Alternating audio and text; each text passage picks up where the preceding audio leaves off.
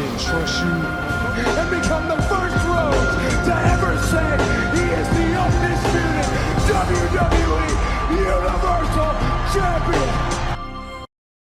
Les Usos défendront leur titre unifié face à Kevin Owens et Sami Zayn. Je ne vous rappelle pas la rivalité, vous la connaissez par cœur. J'ai le même avis que vous. Sauf que Sami Zayn aurait dû challenger Roman Reigns à WrestleMania. Imaginons que Sami Zayn se venge et batte Roman Reigns plus tard à SummerSlam, aux Series plus tard. Imaginons ça. C'est un booking parfait, une storyline parfaite avec un Cody Rhodes en plus qui lui-même va affronter la Bloodline, qui s'allie à ceux qui vont aussi affronter la Bloodline pour les réunir ensemble et qu'ensemble ils fassent des alliés face à la Seconde Guerre mondiale. Là, je veux vraiment des alliés qui s'affrontent pour affronter Tonton Adolphe à la Seconde Guerre mondiale. En fait, c'est plutôt du booking succulent, parfait, du caviar. C'est du bon caviar, ça fait plaisir, signature, tu vois. J'aime beaucoup.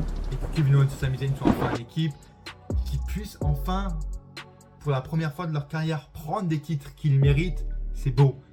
Et oui, les gars, oui, Sami Zayn et Kevin Owens vont être ceux qui détrôneront les Usos. L'inconvénient, c'est que je peux pas dire que c'est une fausse équipe parce que les gars se connaissent depuis 20 ans. C'est une vraie équipe, ils se connaissent par cœur, absolument par cœur. Ils ont traversé le monde entier ensemble. C'est juste que c'est pas une équipe permanente ensemble, mais c'est une vraie équipe un peu comme les Brothers of Destruction à l'époque, Génération NT1. Moi, une vraie équipe qui s'est donnée toute l'année aurait dû mériter de détrôner les champions, ou une équipe qui arrive de NXT ou quoi. Parce que là, c'est Owens et Zayn. Alors, c'est très bien pour la rivalité, ça a du sens. Hein. Mais remettons les choses dans leur contexte. Du coup, leurs 2 ans, 1 an et demi de règne n'aura servi à aucune équipe, puisque aucune équipe ne les a détrônés. Ni le Judgment Day, ni personne n'a réussi à les détrôner, ce qui est nul parce qu'aucune équipe n'a été mise en avant. Tu vois, alors que quelqu'un, comme à l'époque du New Day avec The Bar, je me rappelle encore, le faux tag de Cesaro, qui pour la vie, pour réussir à niquer le New Day, du coup, prend la victoire et pète le score, le règne de plusieurs centaines de jours du New Day. C'était incroyable. Donc ce que je vois, c'est qu'évidemment, ce match-là sera en main event. Parce que oui, ce match-là mérite le main event pour une ring qui va y avoir, le work rate et l'histoire. Et pas l'histoire juste les belles, la psychologie pour le lendemain. Et parce qu'elle est là, l'histoire, c'est moi. Cette défaite-là va pas juste impacter les Usos, etc.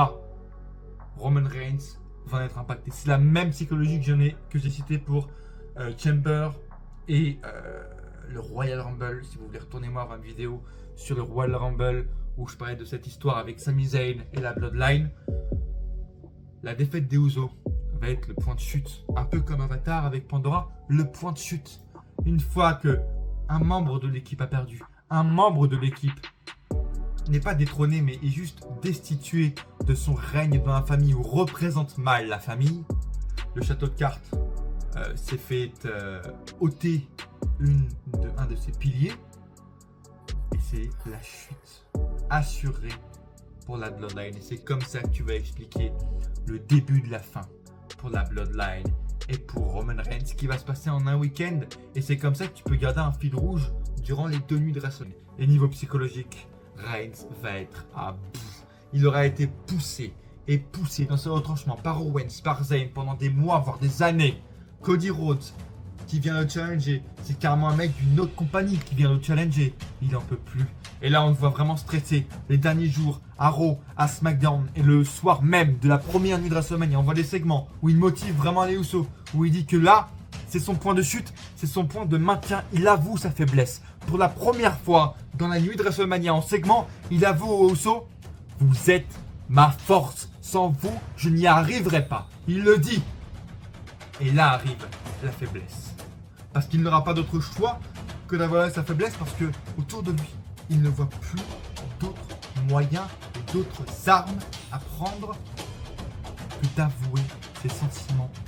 Pour la première fois, ses réels sentiments.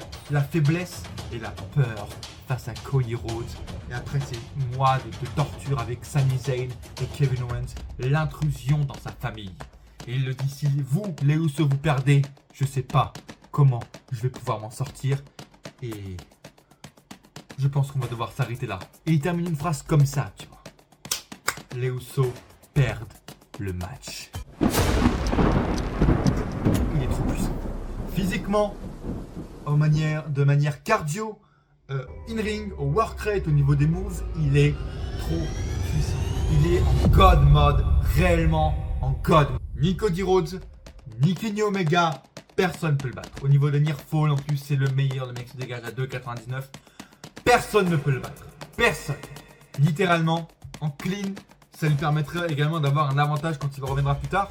S'il perd, il aura perdu, entre guillemets, pas clean, mais de manière psychologique. Parce que il peut pas être gagné, être vaincu clean. C'est de manière psychologique qu'il va perdre.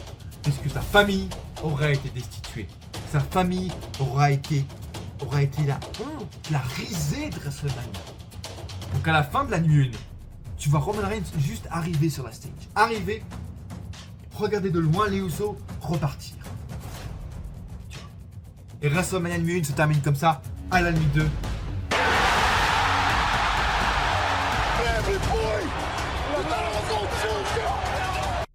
Où en fait les Usos ne sont pas là.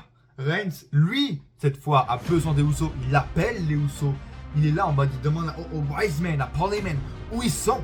Où est-ce qu'ils sont, Wise Men? J'ai pas vu leur voiture, j'ai pas vu leur ceinture, j'ai pas vu leur tenue, j'ai pas eu un appel d'eux. Où est-ce qu'ils sont? Et toute la soirée, il va stresser. Et le seul point sur lequel il va se raccrocher, c'est l'intervention des Usos.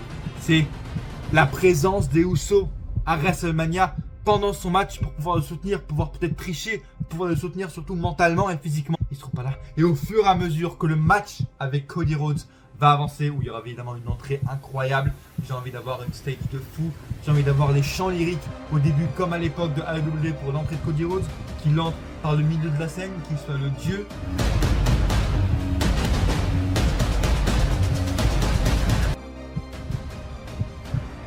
Terminé. Roman Reigns va commencer à chialer sur le ring de manière réelle. Les Usos ne vont pas venir. Les Usos vont être là, peut-être. Ce qu'on va découvrir dans les futures semaines, c'est que les Usos ont fait exprès de perdre face à Sami Zayn et Kevin Owens. La fracture a été faite réellement au Royal Rumble, malgré ce que Jimmy et Jay ont fait penser plus tard. Ce que Jey Uso a murmuré à l'oreille de Sami Zayn, c'est que lui-même va le trahir.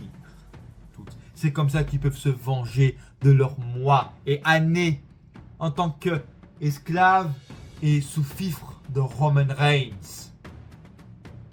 Et enfin détacher les menottes de la Bloodline. Et c'est pour moi la seule solution et le seul moyen de faire perdre Roman Reigns de manière clean et sans intervention, c'est-à-dire que les Usos ne seront pas là, personne ne sera là pour l'aider. Et Cody Rhodes, comme ça, pourra gagner et devenir champion. Et tu enfin expliqueras la chute de Roman Reigns et sa défaite. Tous, on va chialer comme des merdes à WrestleMania parce qu'on va pas assumer, parce que ça va être la merde totale et parce que le plus long règne de l'ère moderne sera fini et que c'était quand même phénoménal et qu'on remerciera en chialant comme lui Roman Reigns et Cody Rhodes sera nouveau champion. Et parce que la WWE s'est magnifié toutes les histoires au possible et prendre tous les à côté pour rendre l'histoire encore plus magique.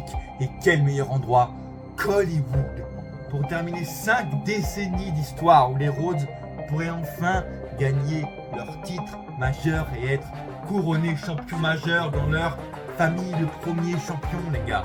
Parce qu'il y a une autre histoire, une autre storyline qui se fait durer depuis 3 ans. Mais maintenant avec Cody Rhodes, elle est plus plausible, logique et réalisable que jamais.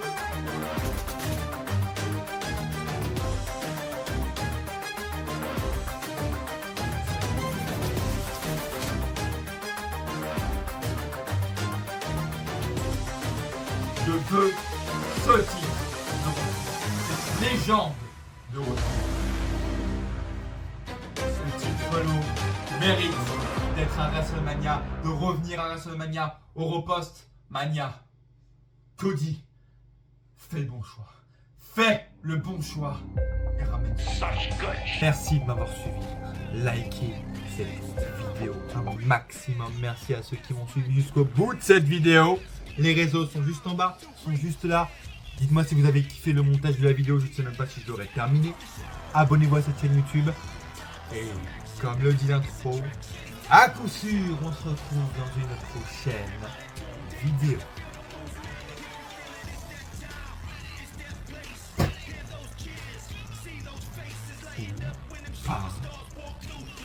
Ou pas.